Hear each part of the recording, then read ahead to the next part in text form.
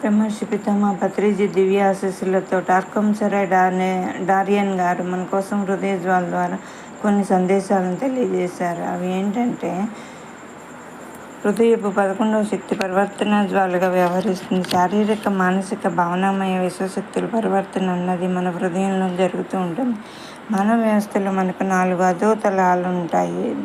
దాని సమగ్ర రూపం మన ఎథరిక్ శరీరము. అది మన భౌతిక శరీరం లోపల బయట విద్యుదయస్కాంత క్షేత్రంలా ఉంటుంది. అంతేకాకుండా మనకు మానసిక తలం ఆవల కాస్మిక్ ఈథర్లు అనే జ్వాలామయమైన 4 తలాలు ఉన్నాయి. మనిషి పరిణామ క్రమంలో ఎదిగే కొద్దీ హయ్యర్ ఈథర్స్ నెమ్మదిగా లోయర్ ఈథర్ స్థానాన్ని ఆక్రమిస్తాయి.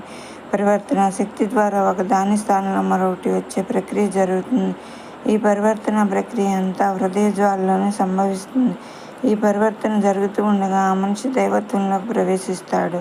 ఆ మనిషి తన దైవీ వారసత్వంలో ప్రవేశించి నెమ్మదిగా జీవితం గురించి మరియు అన్ని మహోన్నత విశ్వతలాల్లో సంభవించే మర్మాలను తెలుసుకుంటాడు. మరోలా చెప్పాలంటే, ఇప్పుడు ఆ మనిషి సూక్ష్మమైన మరియు దైవీ సంబంధమైన వ్యవస్థతో కూడి ఉంటాడు. దానివల్ల అతను లక్షల సంవత్సరాల భవిష్యత్తును చూడగలిగేలా ఉంటాడు.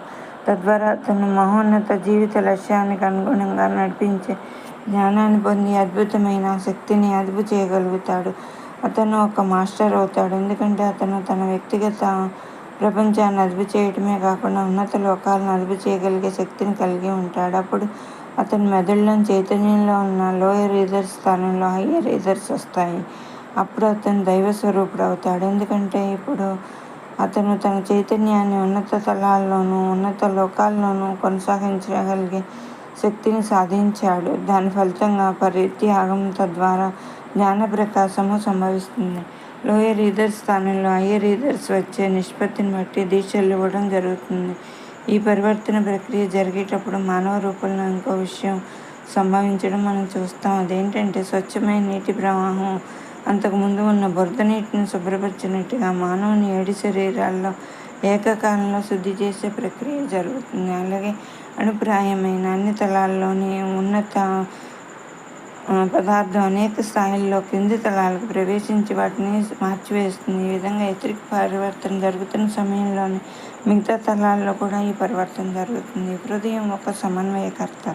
భిన్నత్వం అన్నది హృదయంలోనే సమన్వయంగా మారుతుంది. హృదయం అస్తిత్వంలో ఉన్న అన్నింటినీ అనుసంధానించి వాటిలో రూపాంతరీకరణ చేస్తుంది. అది మనలో ఒక సూర్యునిలా పనిచేస్తుంది. హృదయ జ్వాల వెలిగినప్పుడు అది ఆకాశంలోని సృజనాత్మకతతో ఆ వ్యక్తిని అనుసంధానించి అతన్ని సృజనాత్మక వ్యక్తిగా చేసి శరీరంలోని ప్రతి కణంలోని ప్రతి అణువులోని జ్వాలలను ప్రేరేపించి బంగారపు రంగు ఆరాతో ప్రకాశించేటట్లు చేస్తుంది. సౌందర్యాన్ని ప్రకటితం చేయడానికి దృఢ ప్రయత్నం చేస్తూ మహోన్నత జీవన లక్ష్యానికి తోడ్పడే జీవజాలాలన్నింటినీ హృదయం సదా రక్షిస్తూ ఉంటుంది. హృదయం ద్వారా మాత్రమే జీవన సూత్రం అనేది తెలుస్తుంది మరియు దాని ద్వారా మాత్రమే అనంత చైతన్యాన్ని చేర్చుకోగలం. అర్హతుడు అంటే ఒక జీవన జ్వాల అని అతను హృదయంతో చూస్తాడని అంటారు. ఎవరైతే సౌందర్యానికి, మంచితనానికి, సత్యానికి మరియు జీవితానికి పూర్తిగా నిబద్ధులై ఉంటారో వారే అర్హతులు. పూర్తి నిబద్ధత అంటే పూర్తి వ్యక్తిగత త్యాగం. నిబద్ధత అసలు లేని వారు ఈ ప్రపంచంలో నిర్బలులు. తన భార్యకు నిబద్ధుడై ఉండేవాడే ఉత్తమ భర్త. ఉత్తమ భార్య అంటే తన భర్తకు నిజమైన నిబద్ధత ఉన్నది. నిబద్ధత లేని వారు పరాన్నభుక్తులే.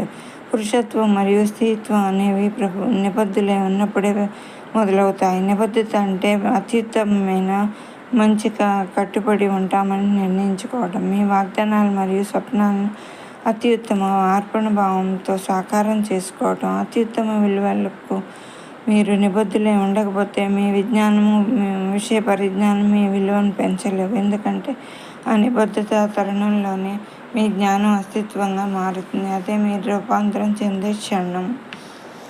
మహోన్నత విలువలు నిబద్ధులై ఉన్నవారే కొత్త జాతులకు పునాదులు వేస్తారు. పూర్వీకులు హృదయమే అత్యంత రహస్యమైన దేవాలయం అంటారు, ఎందుకంటే దైవం అందులోనే ఉంటాడు కాబట్టి.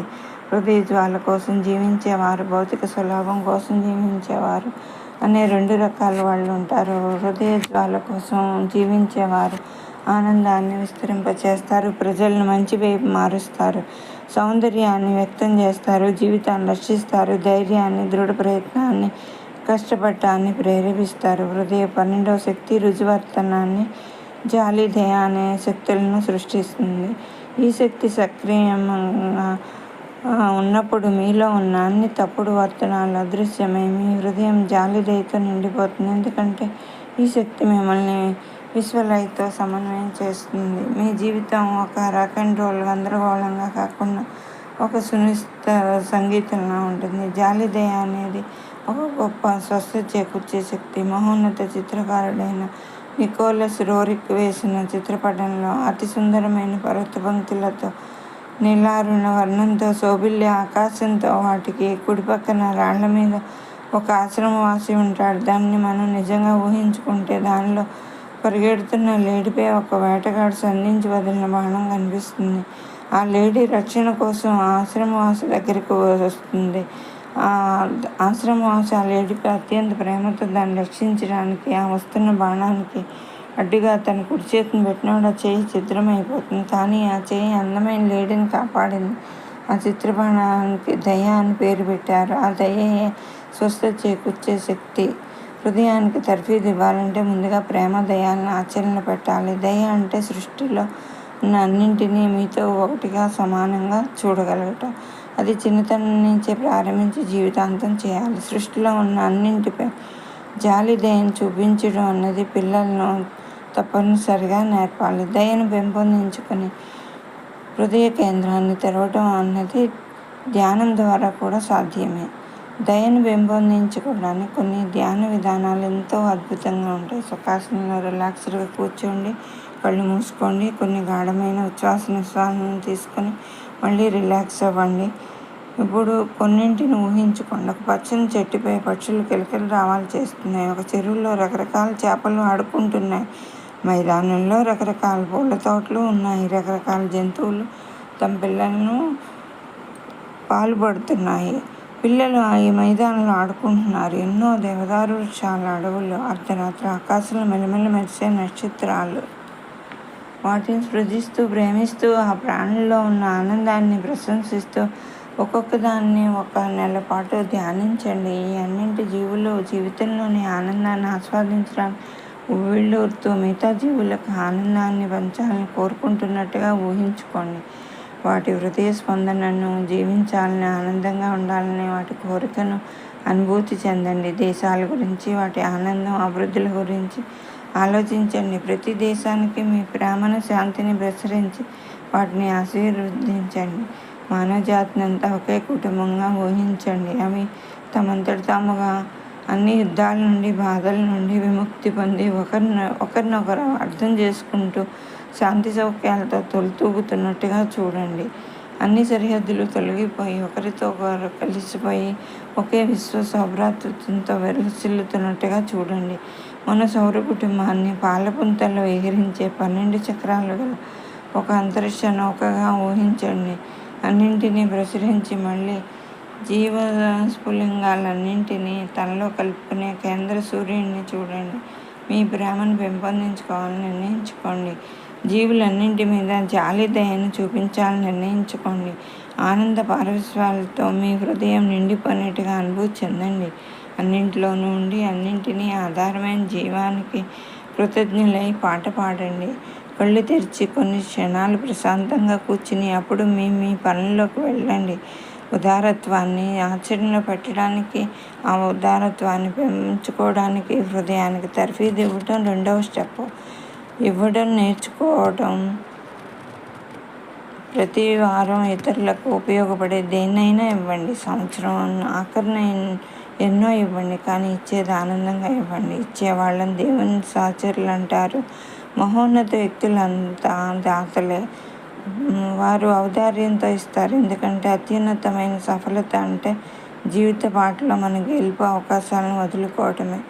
నిర్మలత్వాన్ని పెంపొందించుకోవడం అనేది నేర్చుకోవడానికి, మనల్ని పరీక్షించే అన్ని క్లిష్ట పరిస్థితుల్లోనూ ప్రశాంతంగా ఉండటానికి హృదయానికి ఇచ్చే తర్ఫీదు 3వ స్టెప్. ఆధ్యాత్మిక విలువలతో తాదాత్మ్యం చెందడం అనేది సహజంగానే మిమ్మల్ని అద్భుతమైన ప్రశాంతతకు గురి చేస్తుంది.